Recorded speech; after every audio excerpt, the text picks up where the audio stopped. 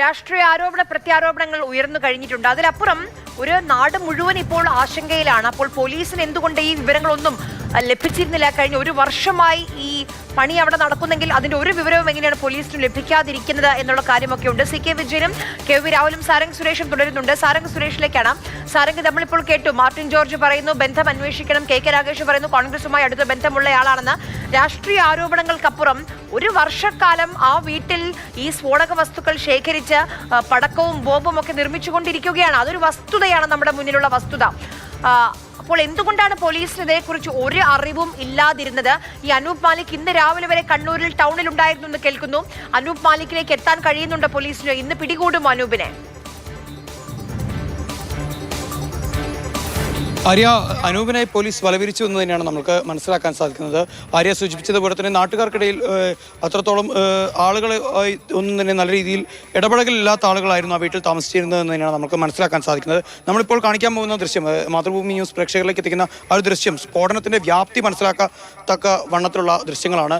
ഈ തകർന്ന വീടിൽ നിന്ന് ഏകദേശം 200 മീറ്ററിലധികം ദൂരെ ഉള്ള ഒരു വീടിൻ്റെ തൊട്ടരികിലാണ് നമ്മളുള്ളത്. വീടിൻ്റെ ജനൽ പൂർണ്ണമായി തകർന്ന കാഴ്ച നമുക്ക് കാണാൻ സാധിക്കുന്നുണ്ട്. വീട്ടുകാരെല്ലാവരും തന്നെ ഉറക്കത്തിൽ നിന്ന് ഞെട്ടി എഴുന്നേൽക്കുന്ന ഒരവസ്ഥയായിരുന്നു ഉണ്ടായിരുന്നത്.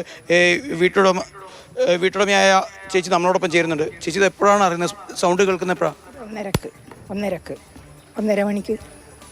ജനലൊക്കെ പൊട്ടി? ആ, ഒച്ച കേക്കലും ജനലെല്ലാം പൊട്ടി പോകുന്ന ഒച്ചയും കേട്ടില്ല, ഞെട്ടി ഉറങ്ങി എണീറ്റ്.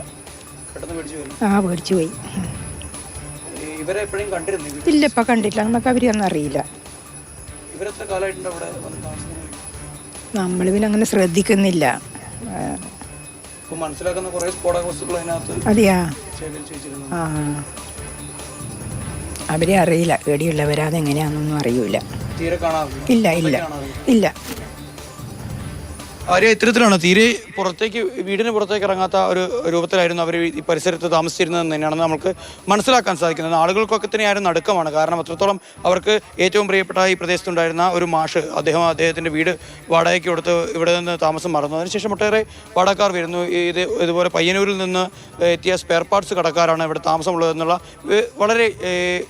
വളരെ ചുരുങ്ങിയ വിവരം മാത്രമായിരുന്നു ഈ നാട്ടുകാർക്ക് ലഭിച്ചിരുന്നത്. ഇപ്പോൾ ഇത്രത്തോളം വലിയൊരു സ്ഫോടക വസ്തു, വലിയ തോതിൽ ഒരു ഗുണ്ടിനേക്കാളൊക്കെ തന്നെ വലിയ സ്ഫോടന ശേഷിയുള്ള വലിയൊരു സ്ഫോടക വസ്തുവാണ് ഇവിടെ നിന്ന് പൊട്ടിത്തെറിച്ചത് എന്ന് തന്നെയാണ് നമുക്ക് മനസ്സിലാക്കാൻ സാധിക്കുന്നത്.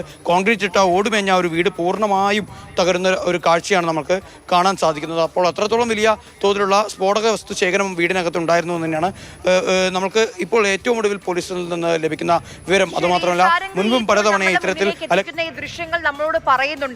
ഈ ഇന്നലെ രാത്രി ഉണ്ടായ ഈ സ്ഫോടനത്തിന്റെ തീവ്രത എത്രത്തോളം ആണ് എന്നുള്ളത് ഈ ദൃശ്യങ്ങൾ നമ്മളോട് പറയുന്നുണ്ട്.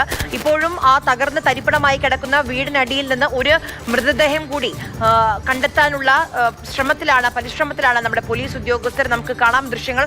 വളരെ ശ്രദ്ധയോടുകൂടിയാണ് അവർക്ക് ഓരോ അടിയും മുന്നോട്ട് വെക്കേണ്ടത്. കാരണം എത്രത്തോളം വലിയ സ്ഫോടക വസ്തുക്കൾ, എന്തൊക്കെ സ്ഫോടക വസ്തുക്കളാണ് ആ വീട്ടിനകത്തുള്ളതെന്ന് നമുക്കറിയില്ല. അതുകൊണ്ട് ഒരാൾ കൂടി അവിടെ ഉണ്ട്, കുടുങ്ങി കിടക്കുന്നുണ്ട് എന്നറിയുന്നു. അതുമായി ബന്ധപ്പെട്ട പരിശോധനകൾ മുന്നോട്ട് പോവുകയാണ്.